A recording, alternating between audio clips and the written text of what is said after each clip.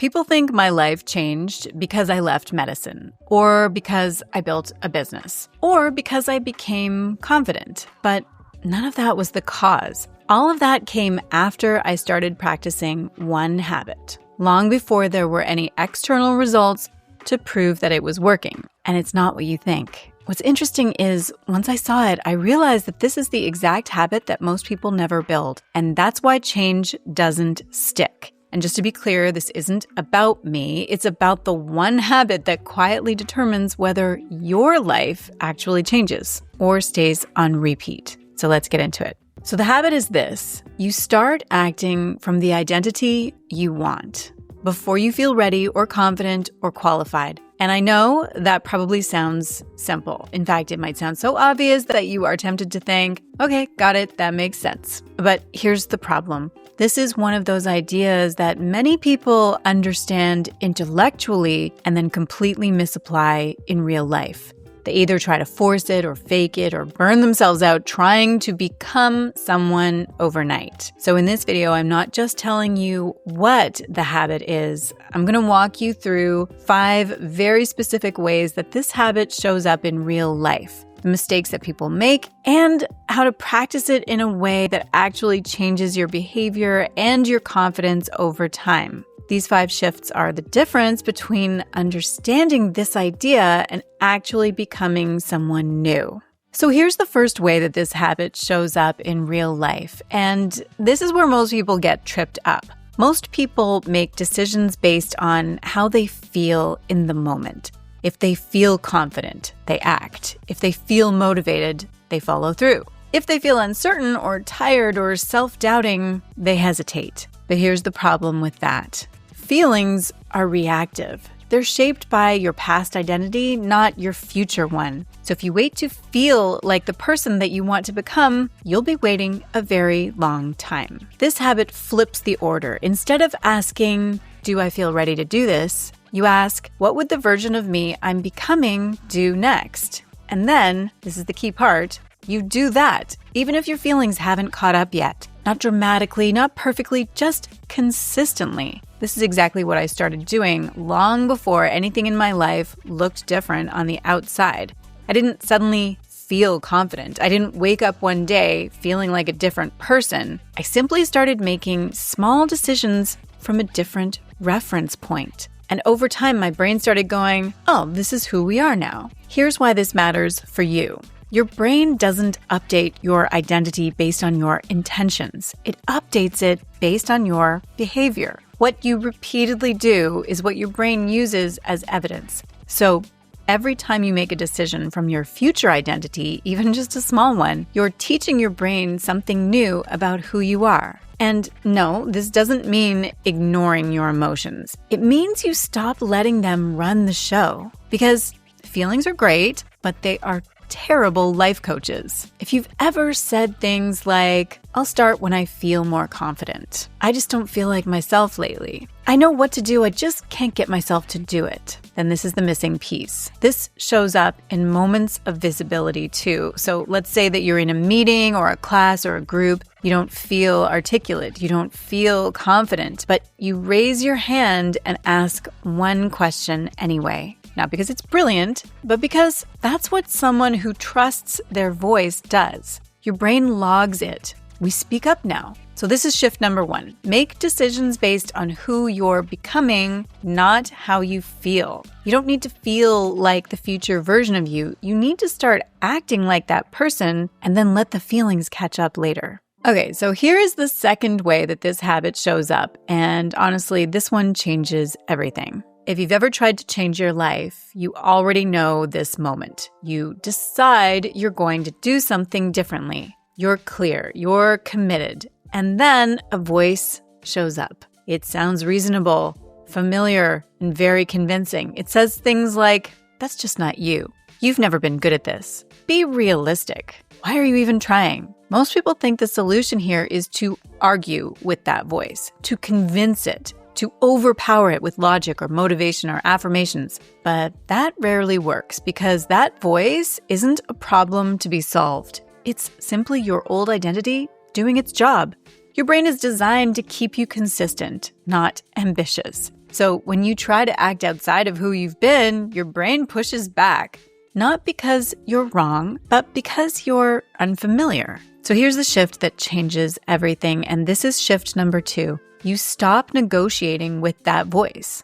Stop negotiating with your old identity. You don't debate it, you don't shame it, and you definitely don't let it vote. You acknowledge it, and then you move on. Something like, yes, there you are. And then you do the thing anyway. This is incredibly important. You do not need to defeat your old identity. You just need to stop putting it in charge. Every time you negotiate, you reinforce it. Every time you comply, you strengthen it. But every time that you act without consulting it, you weaken its influence. This is exactly what happened for me long before anything dramatic changed. I didn't wake up one day feeling like a different person. I just stopped letting the old version of me be the decision maker. And over time, that voice got quieter, not because I fought it, but because it stopped being relevant. So here's how you practice this starting today. When you notice hesitation or self-doubt or internal debate, don't ask,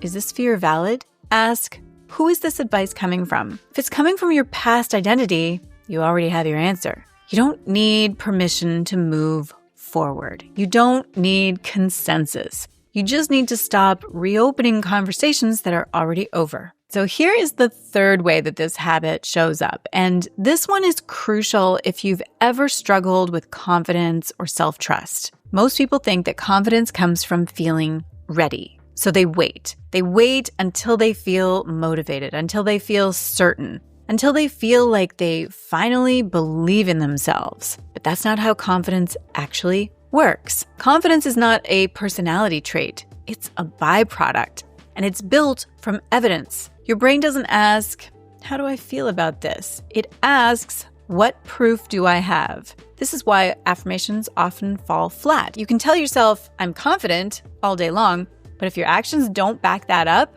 your nervous system isn't convinced. Here's the key distinction. This is important. Identity doesn't change because you think differently. It changes because you start behaving in alignment with a new self-image. And then your brain updates accordingly. Your emotions are loud, but they are not reliable indicators of who you're becoming. Evidence is quieter, but it compounds. This is why tiny acts of follow-through matter so much more than big emotional moments. When you keep small promises to yourself, when you show up, even imperfectly, your brain starts updating its internal model of you. Oh, we do what we say we'll do. Oh, we don't panic and quit anymore. Oh, we can handle this. That's self-trust. And self-trust is what most people are actually missing, not motivation. There's a well-established principle in psychology that identity is reinforced and stabilized through action. In other words, you don't think your way into a new identity. You act in alignment with it, and your brain concludes, this is who we are now. This is exactly why I am so insistent about starting small. Not because small goals are impressive, but because they're believable. Your nervous system is not impressed by your vision board. It is impressed by receipts. So here's what this looks like for you practically. Instead of asking, do I feel confident enough to do this? Ask, what's the smallest version of this that I can follow through on today?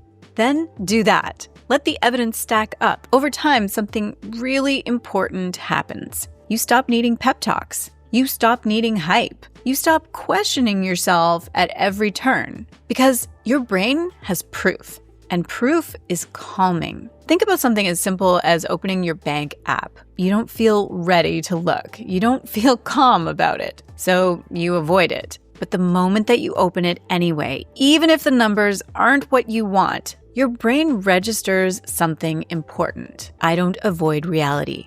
I can handle this. That's not about money. That's about agency. Or take something even more ordinary.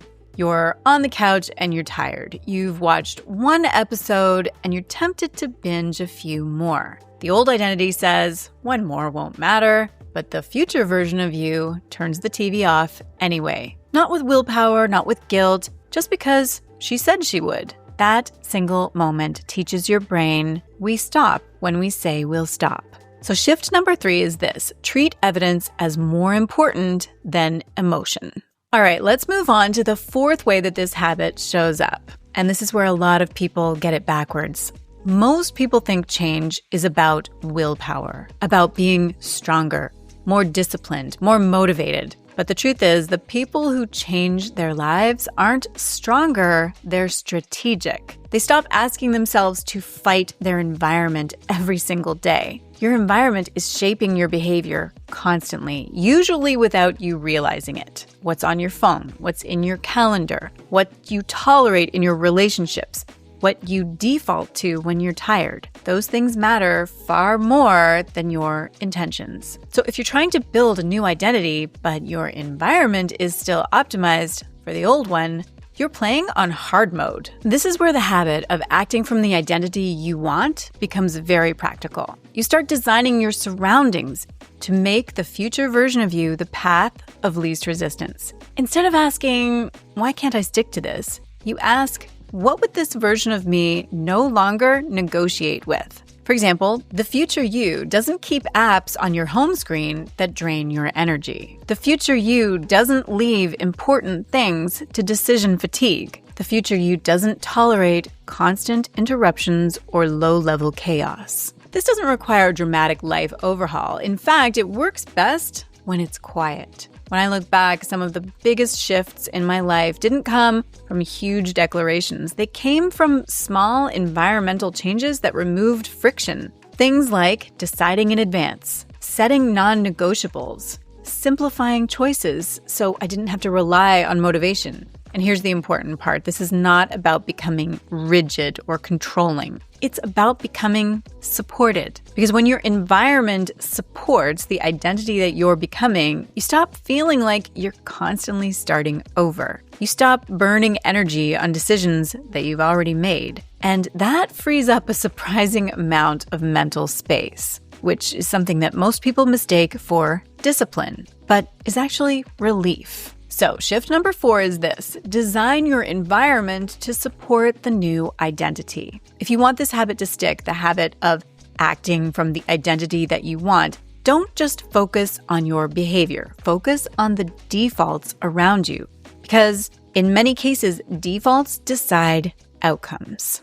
Okay, here is the 5th and final way that this habit shows up. And this one is especially important if you're afraid of being seen or judged or misunderstood. Most people think that reinvention has to be announced. They think they need a big declaration, a label, a moment where they tell the world, this is who I am now. But that's actually one of the fastest ways to put unnecessary pressure on yourself. The most successful identity shifts happen quietly at first. They happen in private, before there's an audience. This is something that I see over and over again. People stall not because they don't know what to do, but because they're afraid of what other people will think while they're still becoming. So here's the reframe. You don't need witnesses for your growth. You need reps.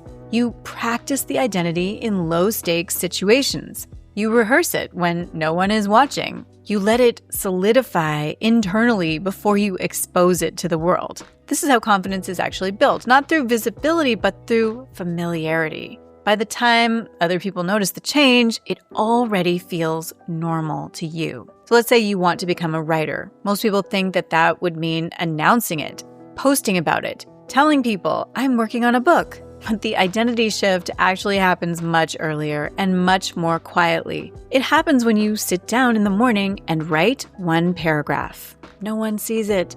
No one comments on it. It's not good yet, but your brain registers something important. We write. You do that again the next day and the next. And before anyone else ever calls you a writer, your identity has already caught up. By the time you share it publicly, you're not fragile. You're familiar with who you are. You're not trying to convince anyone. You're not performing a new version of yourself. You're simply practicing being that person consistently enough that it becomes real. And when you finally do step into the light, whether that's a new role or a new chapter or a new way of showing up, you're not fragile. You're grounded.